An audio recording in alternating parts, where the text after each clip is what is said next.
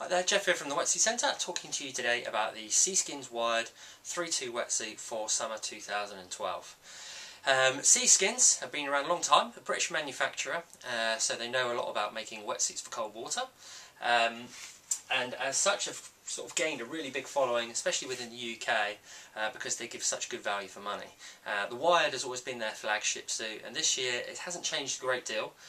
Still worth running through all the features, but the cut of the suit has changed a little bit, and there are some sort of good additions as the suit basically picks up more technical specifications for the same kind of money. So it's definitely all good positive points this year. Seaskins as a whole then, as I say, they're a British-based company. Obviously they get their suits made overseas, so they are still made in the same sort of factories as your O'Neills and that kind of thing, and your Billabongs. But that's basically a good thing. But what they do is they spec them up in this country, basically in terms of the shape, in terms of the technical features and everything like that, to suit cold water surfing.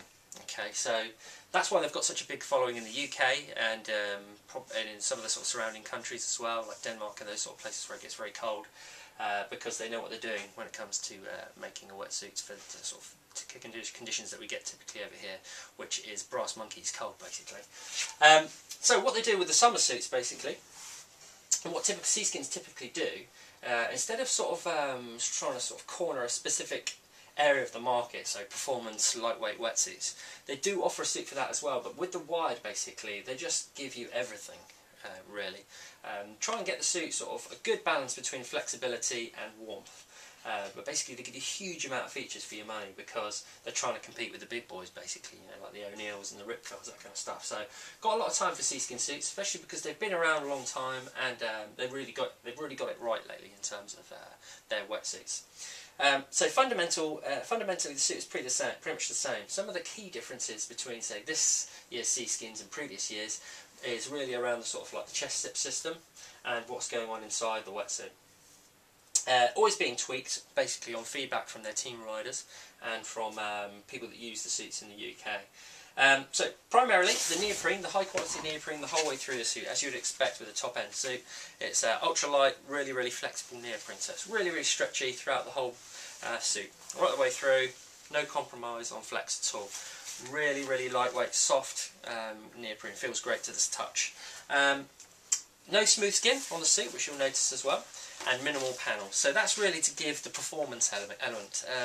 I think most people agree the primary benefit of wearing a summer wetsuit is that you don't want sort of restriction, basically. You want to surf in summer, a nice suit which is going to feel great and give you loads of flexibility, not going to be hard to get in and out of, and very lightweight. So you lose the smooth skin because basically they don't want to compromise in flex and performance within a summer wetsuit. So minimal panels, so hardly any panels, seams across the wetsuit basically, which gives you more flex, especially through the midsection there, because they haven't got any smooth skin, and around the back. No seams at all to basically compromise flexibility and performance. So looks great, I think, and will do a lot in terms of flexibility to aid your sort of movement in the suit and give you better time in the water. The suit itself is pretty much liquid taped completely on the outside of the suit. That's the whole way through, and basically what that does is seals the seams so there's no water getting in, and basically makes the suit more durable, so there's less likely to sort of wear through on the seams when you've got taping over the top of it. What they haven't done is included that on the inside of the suit, which they have done previous years, and basically it's not necessary to have that much liquid taping in a summer suit. It makes it too heavy, makes it too restrictive, although it makes it very durable and unlikely for water to get in. With a summer suit, you probably want a bit more flexibility. So you do get the liquid taping just on the outside, but it's a conscious, basically, decision by Seaskins to remove it on the inside, so as not to overdo it. You still got the stitching there, but basically that gives you more amount of flex. All of the seams are obviously curved and bent to allow the suit and the seams to stretch with the movement of the suit, so as not to restrict you in any way in terms of movement. Moving further down, you've got the Duraflex knee pads, which is the standard knee pad you would expect. Very robust material, stops it wearing through, so unlike some of the older wetsuits, old school wetsuits basically, where they just had a bit of a gum over the top of it which wore through when you're sort of popping up, you don't get that. You get the Duraflex, which is basically much more robust. Further down on the suit you also get a key pocket. Always useful, a little house key or whatever you want to put in there, as long as it's not electronic. Chest zip then, moving on to that. Just sort of turn the suit around. I'm just kind of learning as I go through it here as well. Yeah, minimal panels. You just got the seams around the side, which basically put there so they don't restrict your movement in any way, because you get plenty of movement and flex within the suit. Further up then, you get the chest zip system, which has always been the sort of entry system with the Seaskins wetsuits. One thing that's different though with this year, with previous years, is rather than have the overhead system, which was a bit tricky to get on and off because you had to sort of clip it together and pull it across, took a bit of a knack. Basically it's more the traditional sort of chest zip system, which seals completely on one side. So basically it makes it a little bit harder to get in and out of initially, but when you do completely close it, there's less area for water to get into the suit. So the only area it can really get in is up the side here, which is very unlikely.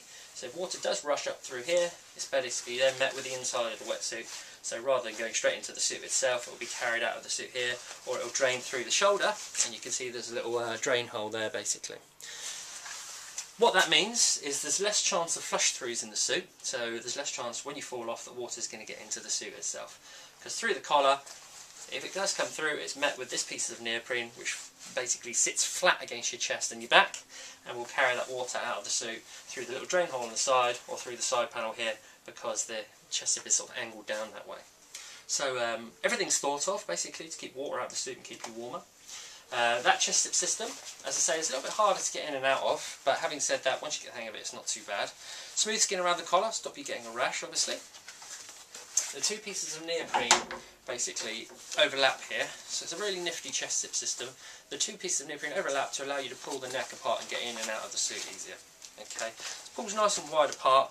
One thing that's always sensible with a chest zip is to kind of turn it inside out first anyway, so it's more like a pair of trousers. And if I do that, I'll actually be able to show you some of the features that lie within the suit anyway. So pulling that inside out,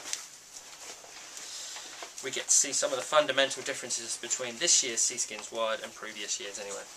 Basically, when you're talking about a summer wetsuit then, as I said before, it's all about flexibility, sort of performance and movement within the suit. You don't want to be weighed down in the summer months, especially when the sun is actually out. So it's getting the balance between warmth and flexibility. And what they've done this year, they've got the plush lining, which is the fire core lining basically they call it, which is this yellow material, and it's a very, very fleecy, soft material, which is just like thermal underwear. The way that works is as heat leaves your body, normally that would be kept inside of your body, or inside of the suit basically, by the neoprene itself. The water inside the neoprene actually insulates you. But what happens with this particular material is that acts like a thermal sort of underwear material, very fleecy, and that will actually keep the heat inside the suit much more effectively. You do get that then, it's non-absorbent, so basically that wicks water away from the body and it dries quicker as well. You get that across the whole front section of the suit. So as you can see, that's the front panel of the suit. That runs right the way down to the top of the legs. Okay, but what they've done this year is they've dropped it off the back panel. So you get it on the right to the front of the legs on the front. On the back you've got the normal, standard, flexible material. The idea is to make the suit lighter. They're not scrimping in terms of actually features or cost. Basically the idea is to drop it off the back because they don't want to overkill. It's more important to have it on your front because that's probably where you're more likely to. You need less flex basically on the front of the wetsuit. With the back you've got a lot of movement, especially when you're paddling, if you're sort of kite surfing, windsurfing, whatever you do, all the movement is in the back of the suit. So what they've decided upon is to have the heat element on the front of the suit where you have less movement, and to keep the back panel nice and free and really, really flexible. All of the areas you'd expect, all the things going on inside the suit you'd expect as well there, like the critical taping and sewing in certain areas just to make sure the suit's nice and robust in certain areas. Liquid taping on the outside of the suit. And basically you get all of this for under 200 quid. So it's a fantastic wetsuit for under £200. And definitely for me it's pretty much one of the best suits around the £200 mark, definitely. You couldn't really want anything more from a wetsuit for 200 quid.